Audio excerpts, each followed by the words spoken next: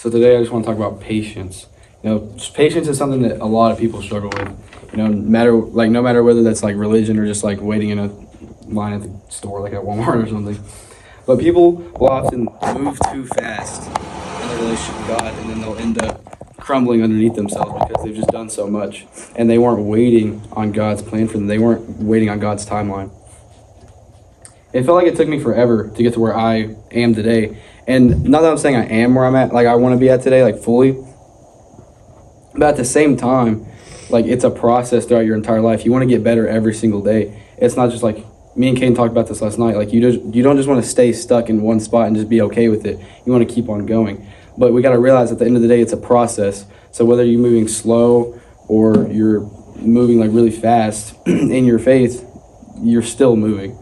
You just got to make sure you're not going down. Mm-hmm. But God isn't, as soon as you give your life to him, God is just going to give you all these, he's not going to give you all these opportunities and all these blessings immediately. Like, are you going to give a baby a truck? No, because they're not going to be able to drive the truck. So why would he give you all these blessings and all these opportunities to go do big things as soon as you give your life to him? It's a process. You got to prove that you're ready. In James chapter 1, verses 2 through 3, it says, "Consider it pure joy, my brothers and sisters, whenever you face trials of many kinds, because you know that the testing of your faith produces perseverance." That really just speaks out to me because it just proves to me that God isn't just putting us through these tests for no reason. It's to strengthen us and build us up and to show that we're like ready for, like maybe he just like wants to give you an opportunity to just like go stay on a stage or like just speak over in the Bible study, for example. But if you're not ready, he's not going to give that to you. In Psalms 27:14, it says, "Wait for the Lord, be strong and take heart and wait for the Lord." We should wait on the Lord because during that time of waiting is when he's working through us and he's building us up. Again, like he isn't just making us wait for no reason. There's a purpose behind all of it as to like why things happen, when, and if you're going to get things or not. Like he knows what's going to happen in your life and he's protecting you from certain things that maybe you just aren't ready for. But the question I have for you today is, what are you doing while you're waiting?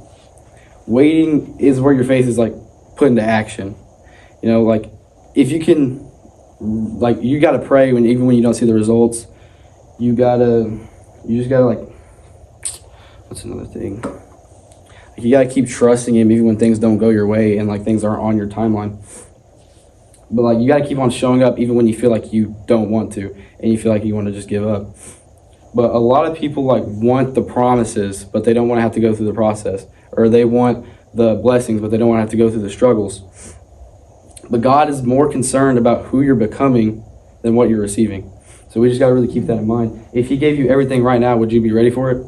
Or would you just completely crumble underneath yourself? And would your faith be able to hold it together when something bad like happens to you? So instead of asking like, God, why is this taking so long?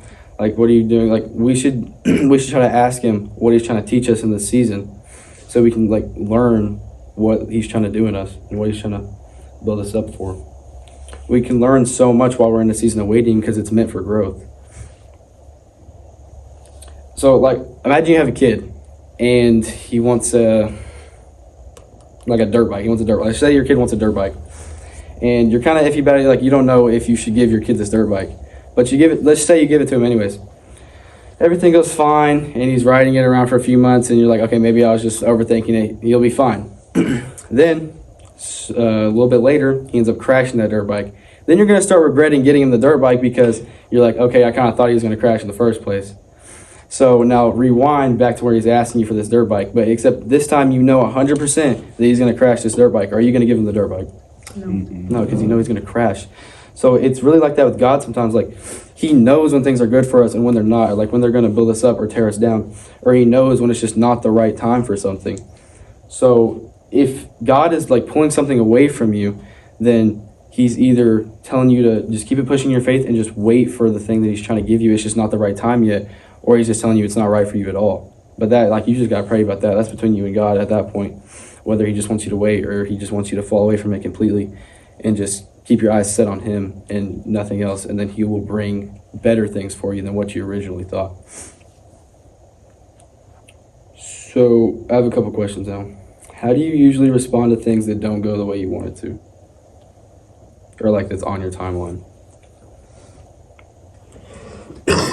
Usually I start with getting a little upset because I'm a little selfish. Like, I want what I want, you know. It's always nice to get what I want, but at the end of the day, it's somewhere in Romans chapter 8, maybe 28. It's, you know, he works everything for the good of those who love him. You know, at the end of the day, his plan's better than mine could ever be. Yeah, I want to answer.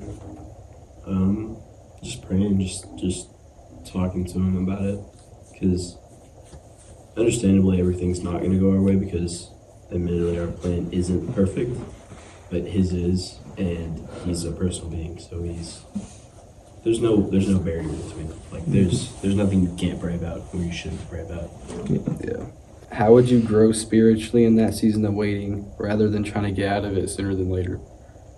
I'd say the best thing you can do is just like trust in God. In First and Second Kings, the story of the prophet Elijah, he was told to wait in a dried up riverbed for 3 years, and there was no food, no water in this riverbed. But God said, "I will have crows bring you food every day," so that he could build that, so that Elijah would get his faith like built up in God. If he had went, "No, I'm not going to sit here," he wouldn't have had any faith in God. And then when he was forced to confront the prophets of Baal later, he wouldn't have that ultimate faith in his God. He'd be like, "Well, I don't really know if he can call down fire." But because he trusted in God, because he was faithful, he was able to call down that fire.